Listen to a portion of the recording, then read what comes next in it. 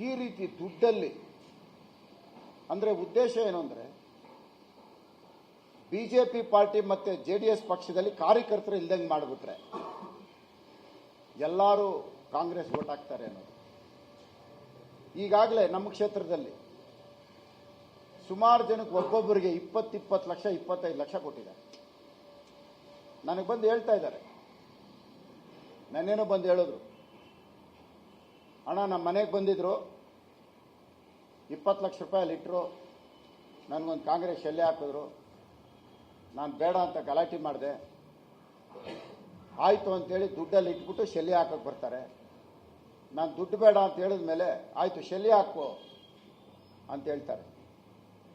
ಅದು ಹಾಕಿದ ಮೇಲೆ ನೀನು ನಾಳೆಯಿಂದ ನಮ್ಮ ಜೊತೆಯಲ್ಲಿರಬೇಕು, ನಿನಗೆ ಇನ್ನೂ ಮುಂದಕ್ಕೆ ನಾವು ಭಾಳ ಅನುಕೂಲ ಮಾಡಿಬಿಡ್ತೀವಿ, ನಿನಗೆ ಮನೆ ಕಟ್ಕೊಡ್ತೀವಿ, ದುಡ್ಡು ಕೊಡ್ತೀವಿ, ನಿನ್ನ ಮಗನಿಗೆ ಕೆಲಸ ಕೊಡ್ತೀವಿ, ನೀನು ವ್ಯಾಪಾರ ಮಾಡೋಕ್ಕೆ ದುಡ್ಡು ಕೊಡ್ತೀವಿ.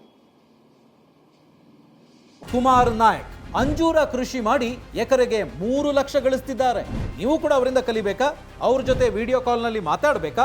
ಈಗಲೇ ಫ್ರೀಡಮ್ ಆ್ಯಪ್ ಡೌನ್ಲೋಡ್ ಮಾಡಿ.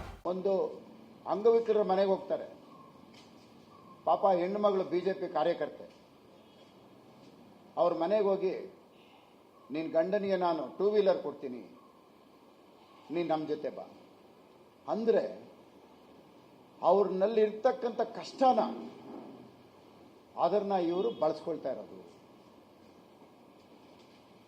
ಈ ರೀತಿ ಅಲ್ಲದೆ ಸುಮಾರು ನಮ್ಮ ಕ್ಷೇತ್ರದಲ್ಲಿ ಕುಕ್ಕರ್ಗಳು, ಸೀರೆಗಳು, ದುಡ್ಡು ಎಲ್ಲ ಭಾಗದಲ್ಲೂ ಶೇಖರಣೆ ಮಾಡಿಡ್ತಾ ಇದ್ದಾರೆ. ಚುನಾವಣಾ ಅಧಿಕಾರಿಗಳು, ಪೊಲೀಸ್ ಇಲಾಖೆ ಯಾರೂ ಸಹ ಇದ್ರ ಬಗ್ಗೆ ಮಾತಾಡಲ್ಲ.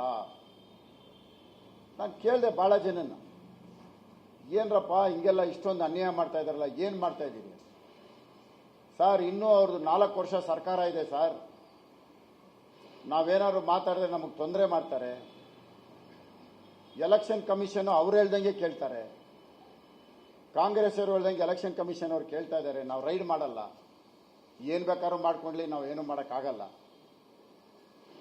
ಪೊಲೀಸ್ ಇಲಾಖೆಯವ್ರನ್ನ ಕೆಲವು ವರ್ಗಾವಣೆ ಮಾಡಿ ಅಂತ ನಾನು ಪತ್ರ ಬರೆದಿದ್ದೆ, ಇನ್ನೂ ವರ್ಗಾವಣೆ ಮಾಡಿಲ್ಲ. ಒಂದು ಜಾಯಿಂಟ್ ಕಮಿಷನರ್ ಅವರ ಮಾತುಗಳಿಂದ, ಅವರ ಒತ್ತಡದಿಂದ ಸುಮಾರು 200 ಖಾತೆ ಮಾಡಿದ್ದಾರೆ.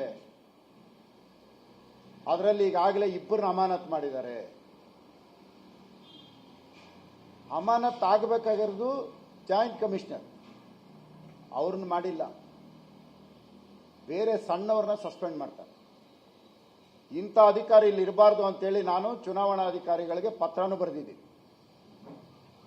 ನ್ಯಾಯಯುತವಾದ ಚುನಾವಣೆ ನಡೆಯಲ್ಲ, ದಯವಿಟ್ಟು ಇವ್ರನ್ನ ವರ್ಗಾವಣೆ ಮಾಡಿ ಅಂತ. ಅವ್ರನ್ನೂ ವರ್ಗಾವಣೆ ಮಾಡಿಲ್ಲ, ಪೊಲೀಸ್ ಅಧಿಕಾರಿಗಳನ್ನ ವರ್ಗಾವಣೆ ಮಾಡಿಲ್ಲ. ಎಲ್ಲಿ ಏನೇ ಶೇಖರಣೆ ಮಾಡಿದ್ದೆ ಅದನ್ನ ಹೋಗಿ ತಪಾಸಣೆ ಮಾಡ್ತಾ ಇಲ್ಲ, ರೈಡ್ ಮಾಡ್ತಾ ಇಲ್ಲ. ಸರ್, ನಾವೇನಾದ್ರು ಹಿಡಿದ್ರೆ ನೆಕ್ಸ್ಟ್ ನಮ್ಮನ್ನ ತೊಂದರೆ ಮಾಡ್ತಾರೆ ಸರ್, ಯಾಕಂದ್ರೆ ಅವ್ರು ಇನ್ನೂ 4 ವರ್ಷ ಇದೆ ಸರ್ ಗೌರ್ಮೆಂಟ್.